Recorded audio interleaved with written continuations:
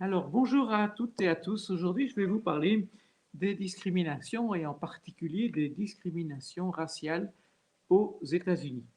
On dit qu'un quart des étudiants blancs américains qui souhaitent être admis dans une prestigieuse université ont comme principale préoccupation de se trouver un ancêtre noir ou latino.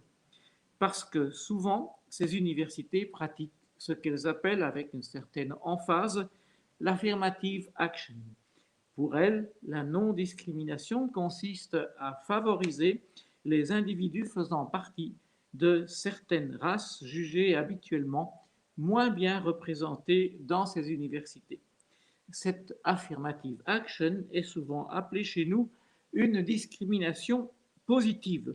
Elle serait impossible toutefois à réaliser en Europe où il n'est simplement pas tenu note de la prétendue race d'une personne et où le faire, en tenir compte, mentionner la race de quelqu'un dans des registres, c'est tout simplement interdit.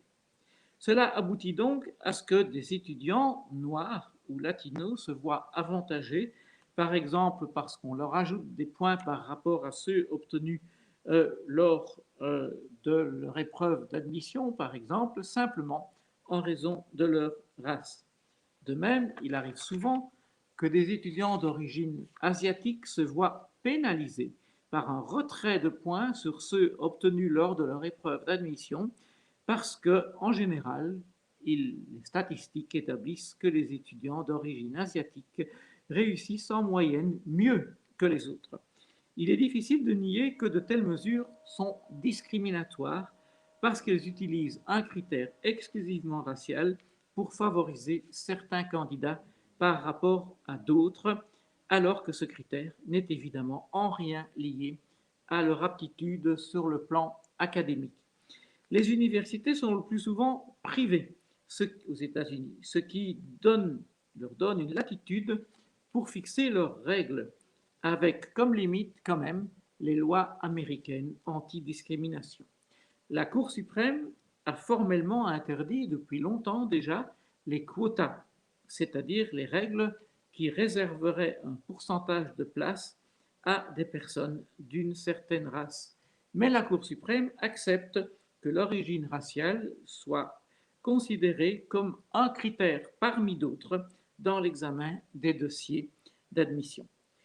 D'où des frustrations ressenties, par exemple, par des candidats blancs de familles pauvres qui se plaignent de se voir lésés par des candidats noirs de familles éventuellement riches. Le prétexte, c'est que les ancêtres de ces étudiants noirs ont dû subir l'esclavage avant la guerre de sécession et souvent la ségrégation, surtout dans le Sud, avant les lois sur les lois civiques dans les années 1960.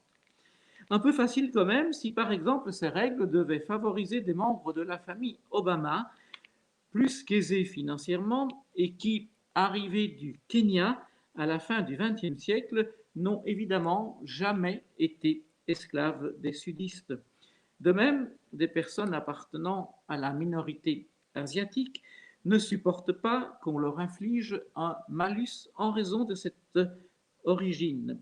Ils font remarquer que, avec un certain humour quand même, que fréquemment de petite taille, ces personnes d'origine asiatique n'ont jamais réclamé un bonus pour jouer au basket dans la prestigieuse NBA où les joueurs noirs, souvent plus grands, sont très nettement surreprésentés, en raison bien sûr de leur qualité.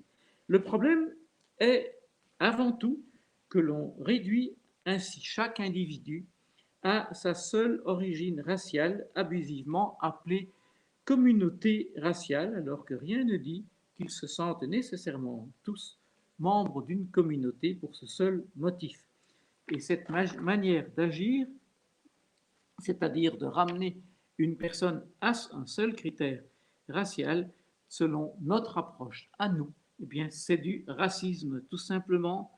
Le racisme, ça consiste à traiter quelqu'un différemment en raison de cette caractéristique raciale. En Europe, nous n'acceptons normalement pas une telle méthode. Nous sommes universalistes, tous ont les mêmes droits et peuvent les faire valoir de manière égale sans que leur race et d'autres critères bien sûr, puissent avoir la moindre influence ni positive ni négative. Il n'y a pas de discrimination positive. Toute discrimination est négative.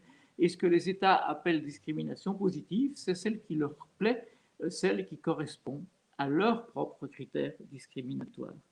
Nos lois vont même d'ailleurs plus loin en matière raciale en ne reconnaissant même pas l'existence de race et en interdisant les discriminations selon, dit la loi belge, notamment la prétendue race, ce qui est une manière de nier leur existence. Les races n'existent pas et il est donc impossible d'en tenir compte pour avantager ou désavantager quelqu'un.